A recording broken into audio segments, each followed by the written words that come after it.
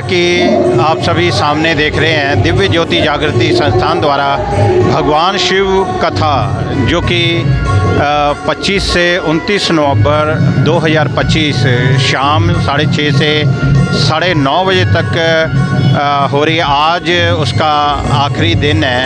हाँ जी, आज भगवान शिव कथा जी का जो प्रोग्राम साढ़े दिव्य ज्योति संस्थान वालों कराया जा रहा है, भगत बहुत आनंद उठा रहे हैं और जो कथा है बड़े अच्छे तरीके दे नाल संचालन की गई है और जो इन्हों का उपराला है सानू भगवान शिव के नाल जोड़न का वो एक कामयाब उपराला है। मैं परमात्मा के चरणों 'च अरदास बेनती करदा कि इदां ही ये जिहड़े कीर्तन दरबार और कथा दरबार चलते रहन और प्रभु साढ़े ते अपनी कृपा बनाई रखे। जय शिव।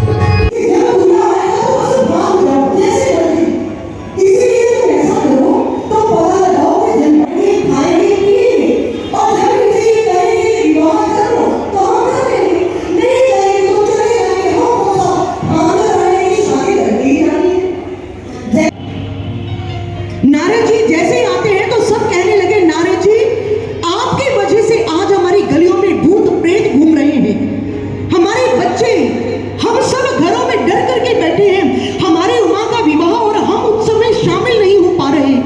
आपने अच्छा नहीं किया हमारी उमा के साथ। जैसे नारद जी ने ये सुना तो समझ गए कि महादेव पहुंच गए हैं और उनके रूप का ही ये सारा प्रभाव है, उनके भूत प्रेतों का ही प्रताप है कि आज सारे इस बात को कह रहे हैं। इसीलिए उन्होंने इसी अवसर को उचित अवसर जाना और कहने लगे कि आओ मेरे साथ मिलकर आओ, मैं तुम्हें बताता हूं कि सत्य क्या है।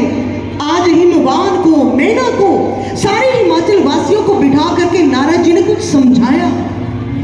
उन्होंने कहा कि जिसको तुम अपनी पुत्री समझ रहे हो, अरे वो तो जन्मों जन्मों से शिव की अर्धांगिनी है, वो तो हर जन्म में आती है, शिव को प्राप्त करती है। और जिस शिव का तुमने इतना बड़ा 2 बार अपमान कर दिया, अरे वो कोई साधारण पुरुष नहीं, वो स्वयं ब्रह्म है, आदि पुरुष है, उसी से सृष्टि बनी है और उसी से प्रलय हो जाएगी। नारद जी ने आज वो गूढ़ ज्ञान दिया जो हम सबके लिए भी बहुत जरूरी है। भक्तों, कभी कभी हमारे जीवन में ऐसा पड़ाव आता है, हम भी कभी कभी ऐसी उलझनों में उलझ जाते हैं कि हमें प्रभु निभाते हैं जो आकर के हमें सही अर्थ में समझाते हैं कि प्रभु क्या है और वो तुम्हारे लिए क्या करना चाहते हैं, बिल्कुल प्रत्यक्ष कर देते हैं। मैं एक छोटी सी बात सुना करके आपके सामने इस तथ्य को रखना चाहूंगी कि समाज में इस बात को समझने वाले, मानने वाले, अपने जीवन में लागू करने वाले कौन लोग हैं। कहते हैं कि एक बार एक नदी के किनारे पर कुछ लोग खड़े थे और उन्होंने देखा कि नदी में एक नाव खड़ी है, चप्पू है, बंधी हुई नाव है, लेकिन उसको चलाने वाला मलाह नहीं है। उन लोगों ने आपस में सोचा, वो जो आदमी थे कहते वो भी तो हमारे ही जैसा होता है, तो यदि वो चला सकता है तो कश्ती हम क्यों नहीं चला सकते। इसलिए सारे कश्ती में बैठे, नौका को खोला, चप्पू चलाने लगे। अभी बीच में पहुंचे थे और वही बात हो गई कि बिना मलाह के कोई नौका पार नहीं जाती। इसीलिए आज वो नौका में पानी आ गया, पानी भरने से नौका डूब गई और साथ में डूब गए वो सारे लोग जो ये कहते थे कि हम बिना मलाह के पार हो जाएंगे। और ऐसे ही एक घटना दूसरे किनारे पर घटी। रात का समय है, रात को कुछ लोगों ने नदी को पार करना था, लेकिन यहाँ पर ऐसी दुविधा नहीं थी, वहां पर कश्ती भी थी, चप्पू भी था और मलाह भी था। सारी रात उन लोगों ने सफर भी किया, मलाह ने चप्पू भी चलाया, लेकिन जैसे सुबह हुई, थोड़ा प्रकाश हुआ, रोशनी हुई, तो वो लोग हैरान थे कि वो सारी रात सफर करने के बावजूद भी किनारे पर खड़े रहे। क्यों? क्योंकि मलाह ने नशा किया था और नशे के कारण वो खूंटी से रस्सी खोलनी भूल गया और कश्ती बड़ी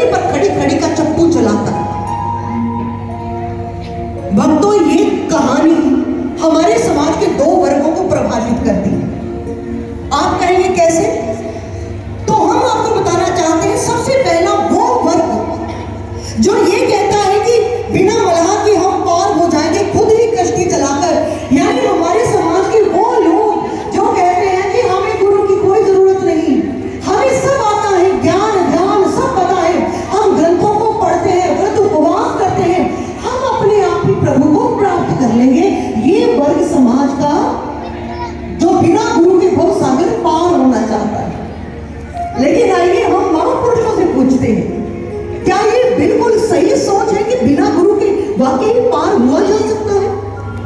तो महापुरुषों का कथन है, गुर बिन भव निधि तरहि न कोई, जो निरंज शंकर सम होई। वो कहते हैं कि आप शंकर जितनी शक्ति प्राप्त कर लें, ब्रह्मा जितनी शक्ति प्राप्त कर लें, यानी दुनिया को बनाने और मिटाने की शक्ति आ जाए आप में, लेकिन फिर भी इस मन को संदेश से निकाल दीजिए कि गुरु के बिना आप भवसागर पार हो जाएंगे, कभी भी नहीं।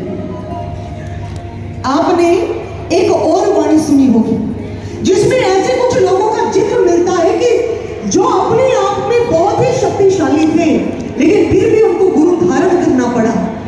कहा जाता है कि भाई रे, गुरु बिन ज्ञान ना होई, पूछो ब्रह्मे नारदे वेद व्यास से कोई। में तो धूल जैसी कोई चीज ही नहीं, लेकिन फिर भी उस जगह को क्यों साफ किया जा रहा है? नारद जी के मन में यह प्रश्न था और प्रभु ने मुस्कुरा कर कहा कि नारद जी, ऐसा है कि ये काम रोज होता है, लेकिन आज आपने देख लिया। और जब व्यक्ति देख ले तो ज्यादा दुख होता है ना। पीछे से होता रहे कोई बात नहीं, लेकिन क्यों होता है प्रभु? क्योंकि नारद जी, आप जहां खड़े होते हैं वहां की वाइब्रेशन खराब हो जाती है। क्यों हो जाती है खराब? क्योंकि अभी तक आपने गुरु नहीं बनाया, गुरु के द्वारा ज्ञान प्राप्त नहीं किया, इसीलिए वो जगह अपवित्र मानी जाती है जहां पर कोई निगुरा खड़ा हो जाता है। नारद जी को जब ठेस लगी ना मन पर, तब जाकर के वो संकादिक मुनियों के पास पहुंचे और फिर वो उनको गुरु बनकर के दीक्षित करते हैं। मैं बस इतनी सी बात कहना चाहती हूं कि यदि ऐसी महान विभूतियां बिना गुरु के भवसागर पार नहीं हुई, ब्रह्म ज्ञान को प्राप्त नहीं कर पाई, तो बताइए फिर हमारी क्या विसार, हमारी क्या औकात? तो इसका मतलब कारण एक होगा कि बिना गुरु के आप वहां तक नहीं जा सकते। इसलिए कह दो हर हर महादेव। इसीलिए गुरु की जरूरत है भक्तों। लेकिन अब दूसरे पक्ष पर थोड़ा सा विचार करें। दूसरा पक्ष क्या है कि वो लोग किनारे पर जिनके पास कश्ती थी, चप्पू था, मलाह भी था, लेकिन फिर भी वो पार नहीं गए। यानी समाज का वो वर्ग जो ये कहता है कि नहीं नहीं, हमारे महापुरुष तो कहते ही हैं, हमारे बड़े बुजुर्ग भी कहते हैं कि गुरु बिना गति नहीं होती, इसलिए गुरु बनाना चाहिए। लेकिन कोई भी कर लो, इसमें क्या है? आप कोई भी गुरु धारण कर लो, गुरु ही बनाना है। ये समाज का वर्ग और भी खतरनाक है, क्योंकि महापुरुष कहते हैं गुरु बनाना जरूरी है, लेकिन जब बिना सोचे परखे आप गुरु बनाते हैं तो फिर वो तो खुद तो डूबता ही है, लेकिन अपने साथ वालों को भी ले डूबता है। इसीलिए भक्तों, गुरु गुरु में भी अंतर होता है। पूछते हैं कि वो क्या कहते हैं कि जीवन में गुरु होना जरूरी है, लेकिन कैसा गुरु होना चाहिए? तो भगवान शिव कथा बताती है कि एक दिन भगवान शिव अपने भक्तों के लिए कहीं गए हुए थे। पीछे से माता पार्वती कैलाश पर अकेली थी और जैसे ही नारद जी ने देखा, जाकर के कहने लगे, माते मैं सोच ही रहा था कि किसी दिन ऐसा हो कि आप अकेली कैलाश पर मुझे मिले तो मैं आपसे कोई जरूरी बात करूं। माता पार्वती ने कहा, अच्छा कौन सी ऐसी बात है जो तुम महादेव के सामने नहीं कर सकते? बस मां, मैं बात ही कुछ ऐसी है, आप कहेंगे कि नारद कहां से चला आया हमारे घर में कले कलेश गिराने के लिए। माता ने कहा, ऐसी भी कौन सी बात है, बताओ तो सही। नारद जी ने कहा कि माता, आपके साथ धोखा हो रहा है, धोखा। पार्वती जी ने कहा, अच्छा कौन कर रहा है मेरे साथ धोखा? नारद जी ने कहा, वही जिस पर आप बहुत ज्यादा विश्वास करती हैं। पार्वती जी ने कहा, विश्वास तो मैं महादेव पर करती हूँ और वो मेरे साथ क्यों धोखा करेंगे? नारद जी ने कहा कि माते, कभी आपने सोचा कि उनके गले में जो नरमुंडों की माला है वो क्यों पहनी है? पार्वती जी ने कहा कि मैंने तो कभी नहीं सोचा, ना मैंने कभी पूछा। हाँ, यदि तुम्हें पता है तो तुम बता सकते हो। नारद जी ने कहा, माते, वो आपके ही 108 जन्मों का प्रतीक है। हर बार आप जन्म लेती है, हर बार मरती है, हर बार महादेव आपके एक सर को मुंड बना करके गले में डाल लेते हैं। तो जानते हैं माता ने क्या कहा? कहने लगे, नारद तुम तो कह रहे थे कि महादेव मेरे साथ धोखा कर रहे हैं। अरे ये तो प्यार वाली बात हो गई। कहने लगे, अच्छा नारद आए थे, पार्वती जी कहने लगी आपको कैसे पता कि नारद आए थे? प्रभु कहने लगे क्योंकि ऐसी जिज्ञासा नारद के बिना कोई जगा ही नहीं सकता मन में। वही है जो सब में जिज्ञासा पैदा करता है किसी ज्ञान को जानने की। पार्वती ने कहा कि हाँ प्रभु, लेकिन आप बताइए ना कि यदि ये मेरे सर है तो आपके सर कहाँ पर है? प्रभु ने कहा पार्वती मैं तो अजन्मा हूँ, अविनाशी हूँ। माता ने कहा प्रभु यदि आप अविनाशी हैं तो मैं क्यों बार बार जन्म लेती हूँ, बार बार मरती हूँ? प्रभु ने कहा कि चलो पार्वती मैं बताता हूँ तुम्हें, अब समय आ गया है तुम्हें वो ज्ञान करवाने का। प्रभु माता को लेकर के अमरनाथ की गुफा में चले गए भक्तों। सभी लोग कहते हैं कि प्रभु ने अमरनाथ की कथा सुनाई, माता को कथा सुनाई और उसके बाद माता का जन्म और मरण नहीं हुआ, लेकिन ऐसा नहीं था। कथा तो हम भी इतनी सुनते हैं, फिर हमारा जन्म मरण क्यों चल रहा है? भगवान ने पार्वती जी को कथा सुनाई थी, ठीक ऐसे जैसे आप सुन रहे हैं, लेकिन उसके बाद उन्होंने एक महान रहस्य उनके सामने उद्घाटित किया। उन्होंने कहा कि पार्वती आज तक तुम्हें कोई ऐसा गुरु ही नहीं मिला जो मेरे वास्तविक रूप को तुम्हारे घट में प्रकट कर सकता, इसीलिए आज मैं तुम्हें वो ज्ञान देता हूँ। लेकिन उससे पहले प्रभु ने जो बातें कही आज भी गुरु गीता में वो दर्ज है, मानो वो सारे समाज को एक मार्गदर्शन दे रही हो। प्रभु ने कहा कि दुनिया में यूं तो बहुत प्रकार के गुरु होते हैं जो दुनियादारी की चीजें देने के लिए मंत्र तंत्र हर एक उपलब्धि करवाने के लिए मंत्र दे देते हैं, लेकिन इन सबसे ऊपर एक परम गुरु होते हैं और जिनकी पहचान मात्र एक है, चिन्मयम व्याप्तम सर्वम त्रैलोक्यम सचराचरं अस्तित्वम दर्शितम येन तस्मै श्री गुरु वे नमः। स्टोरी मिलती है इंग्लिश में, उस स्टोरी का नाम है क्वेश्चन ऑफ ट्रस्ट। उस कहानी में क्या बताया गया है कि एक बार एक चोर किसी घर में चोरी करने के लिए चला गया। जैसे वहां पर गया, अभी उसने सेफ को यानी लोगों को हाथ ही लगाया था, अचानक से पीछे से आवाज आई औरत की, अच्छा तो मेरे घर में चोरी कर रहे हो, अभी बुलाती हूँ पुलिस को। चोर इतना डर गया कि उसने जल्दी से उस लेडी को कहा नहीं नहीं मुझे माफ कर दिया, आज के बाद मैं कभी चोरी नहीं करूंगा, प्रॉमिस मैं कभी चोरी नहीं करूंगा। वो औरत कहने लगी ठीक है, यदि ऐसा तुम वादा करते हो तो मैं पुलिस को नहीं बुलाऊंगी, एक मौका देती हूँ तुझे, लेकिन मेरे लोकर की ना चाबी खो गई, तुम मेरे लोकर को खोल दो तो तुम जा सकते हो। चोर ने जैसे ये सुना मौका मिला है, जल्दी से उसने लोकर को खोला और जान बचाकर भागा।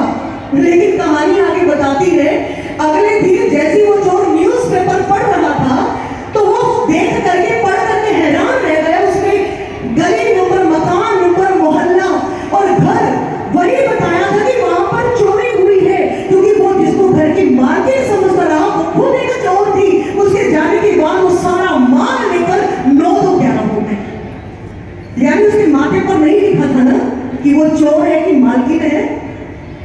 ये स्टोरी हमें यही शिक्षा देती है, किसी के माथे पर नहीं लिखा होता कि ये संत है या असंत है, साधु है या स्वादु है, ये किसी के माथे पर नहीं लिखा होता। मधुर वाणी में बोलती है, ऐसे ही किसी भी साधु और असाधु की यदि आपने परख करनी हो तो उनके व्यवहार से ना करें, उनके लिबास से ना करें, आप परख करें उनके ज्ञान से, आप परख करें उनके द्वारा दी जाने वाली दिव्य दृष्टि से कि वो जो दे रहे हैं वो बातें ही तो नहीं, कोई मंत्र माला ही तो नहीं, कहीं ऐसा तो नहीं कि जाओ जपते रहो, ऐसा तो नहीं।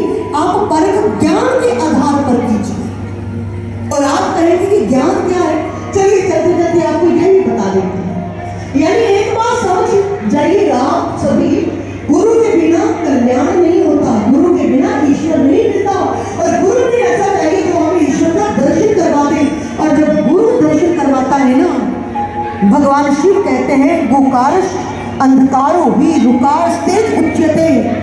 गुरु शब्द का परिभाषा देखिए, गुरु को अंधकार से निकालकर प्रकाश की तरफ ले जाए तो वो आपको 4 प्रकार से, 4 चरणों से गुजार करके अपना परिचय देता है, अपना ज्ञान से आपको परख देता है। अपनी आप कोई घड़ा भी खरीदे गर्मियों में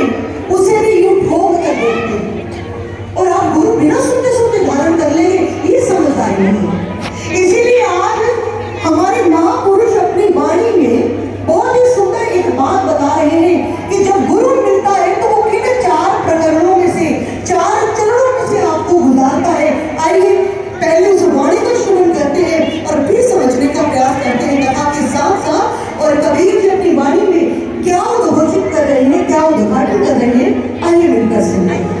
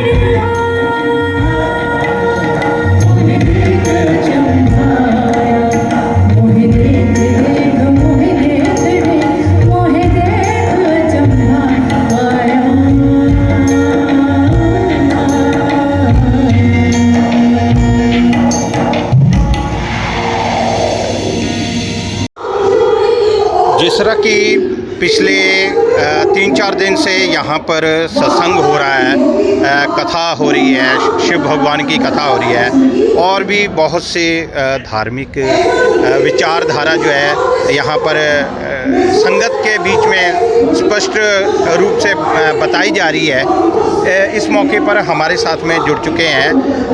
आपका शुभ नाम जी? मेरा शुभ नाम स्वामी गुरदास सनम जी।